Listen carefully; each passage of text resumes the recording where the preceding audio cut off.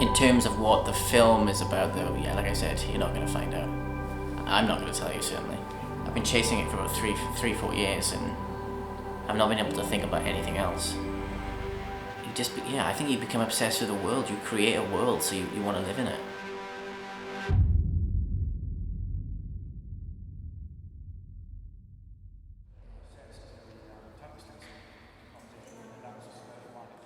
As a director of photography, it's really important to find a balance between emotion and technical aspects of your work.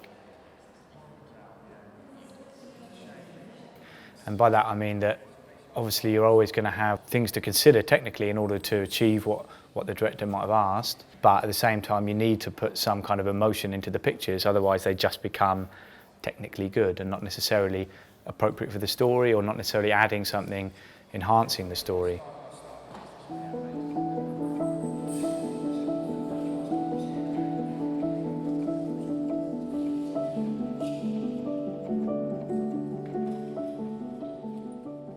So yeah, on this film we've moved the camera a lot, I'd say. I think probably more than would be considered conventional, and I've loved that. It's just great for for a camera person to be able to kind of fly the camera around in crazy different ways.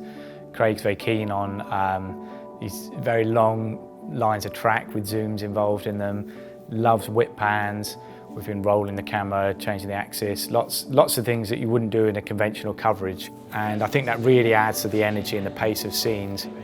And then 3, 2, 1, on 1 the camera goes, and then go, switch it on, and there's a shot. 2, 1.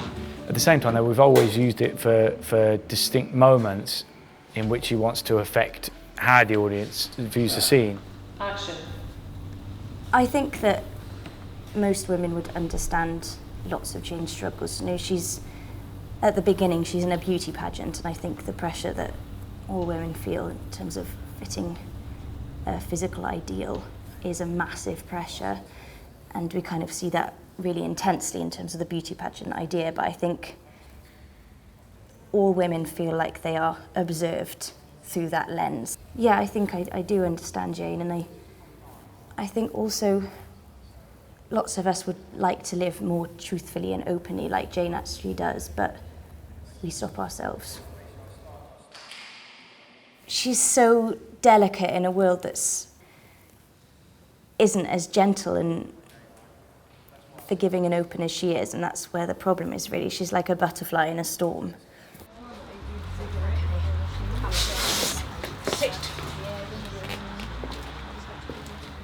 My feelings towards Jane, my daughter, are one of horror, envy, and a recognition that she's very like myself, and out of which come the horror and the envy.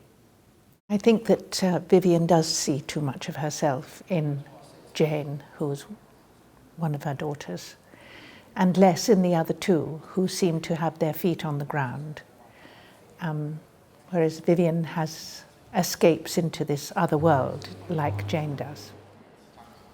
It's very vibrant, so I feel that everyone really feels like they're stepping into Jane's mind when they go onto the set. The use of colour is really beautiful and really affecting, and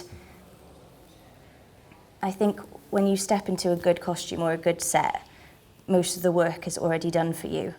It is that feeling. You do feel like a kid when you first turn up and everyone's dressed in they're the characters. It feels like The Sims when you would come home after school and then play The Sims on your computer. That's what it feels like. But it's mainly relief that you're there and it's actually happening, and then it's a moment of relief, and then it's several moments of fear that you're going to mess it up. That's pretty much what it is.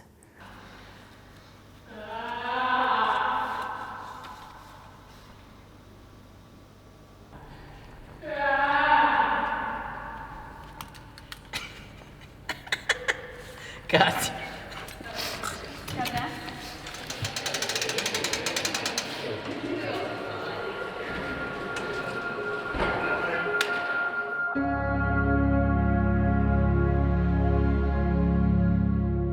I sort of pinch myself a lot at the time because this is the best job in the world.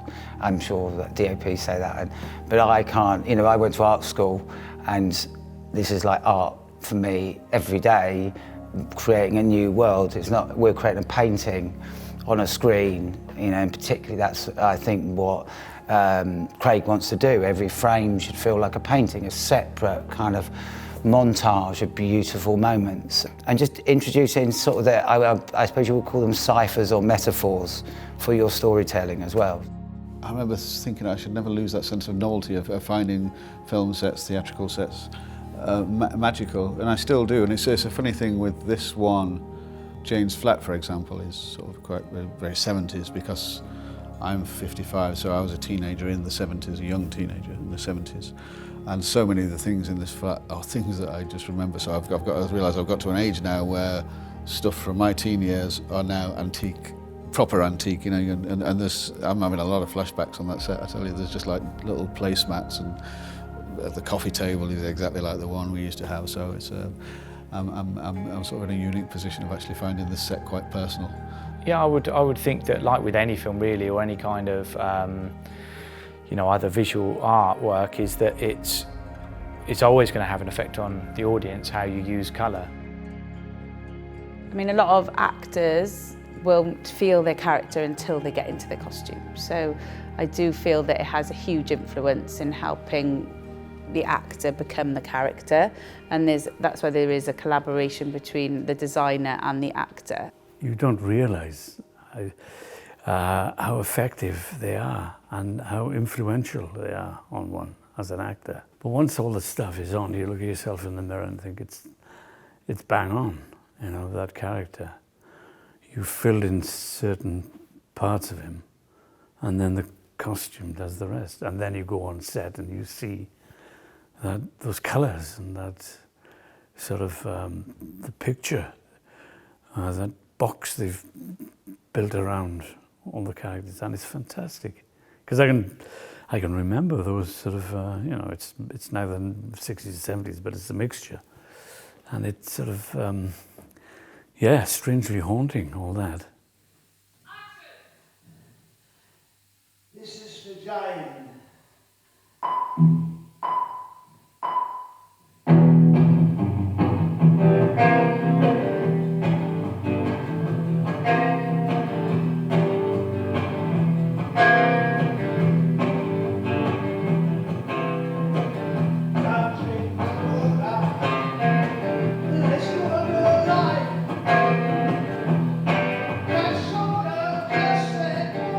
I thought he was a terribly sort of comic tragic figure, which he remains in the performing of him, I think, which is always a nice sort of role to play, I think. So I think most people are a little comic tragic themselves.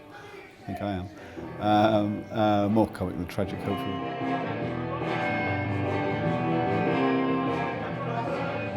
Oh, well, the scenes in the club were just my favourite things I've done for years, because he was going back to when I was a teenager, you know, and I'd written that song, and I had a total license. The good thing about that is Mike, my character, and the Truth Detectives, his band, which is actually just Mike.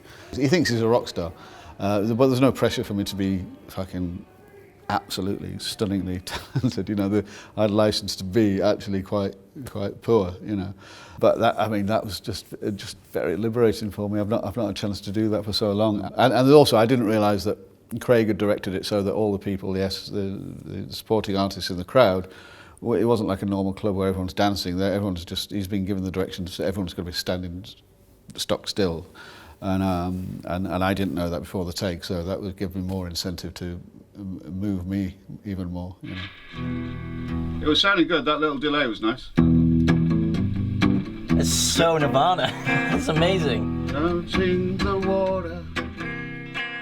But what it made me do was dig out my old electric guitars, my amplifiers, and my microphone stands, and set them up in my house and annoy the neighbours, and just like the old days. And so a lot of the preparation was just getting into that spirit of thinking you're a really big deal musically. Death, no breath is left in the chest. No impressed, depressed, Depressed! Depressed! Depressed. You've been watching the detectives. We are the truth detectives. We're watching you. Brilliant. Brilliant. Love it. Sorry, you weren't getting the vocal to start with, were you? Was it all right? I was just hearing it raw. It was maybe not a bad thing. Maybe scream a bit more. He's beautifully simple. His directing style. He's got a wonderful humour. He laughs a lot, which is good when you're making a comedy. That's what my thing was about. It's beautiful.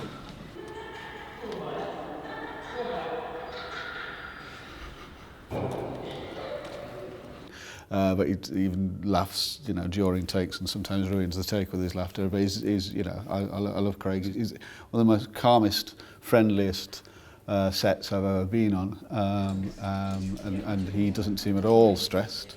He seems to know exactly what he's doing. I know that he's a really deeply passionate man about film, and that comes over. You feel in good hands with him.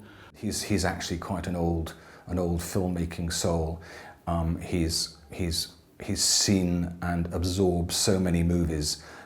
He's learnt his trade by looking at, a million movies, and it's a great way to learn. It's a great way to learn how to make films. Is to watch a lot of them and actually analyse and deconstruct after you've seen the film, deconstruct how it's been put together. It's a really enjoyable part of going to see a movie, I think. Action!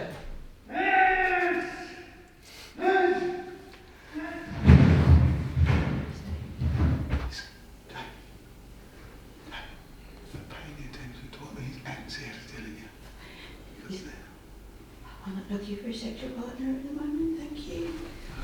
There's problems in the development. We're not in love, so. And she's wonderful. I mean, she's great to act with. She's 100% there, and I think she's a very original actress. Can't think of anyone really like Sally Hawkins. She's there's something when you're eye to eye with her in a scene. We have this joke that we'll see each other the other side of the takes, because we're David and Sally before the take, and then we seem to just disappear completely into the performances and come out the other end. And because we're playing two very oddball characters, we do feel like two different people. It's beautiful. What was that?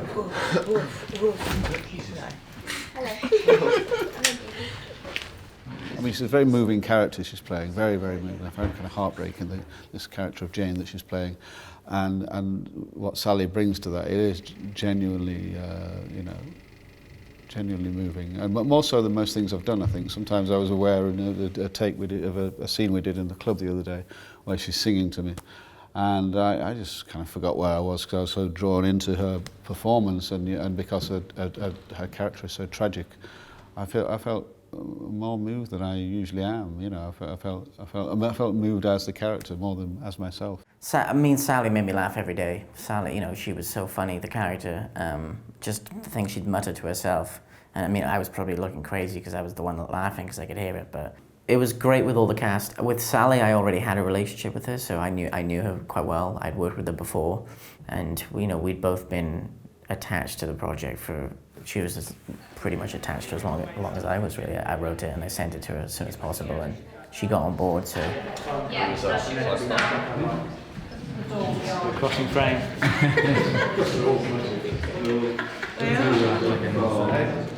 Yeah, it was a sad day. It's a sad day when you finish it, because you're in the world, you're living it. Yeah, you've thought about the world for years, and then you're in it. I think creating full stop can affect your mental health.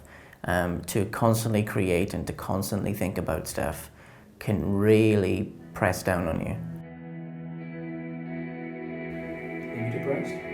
I do get depressed, absolutely. Makes the happy days even better.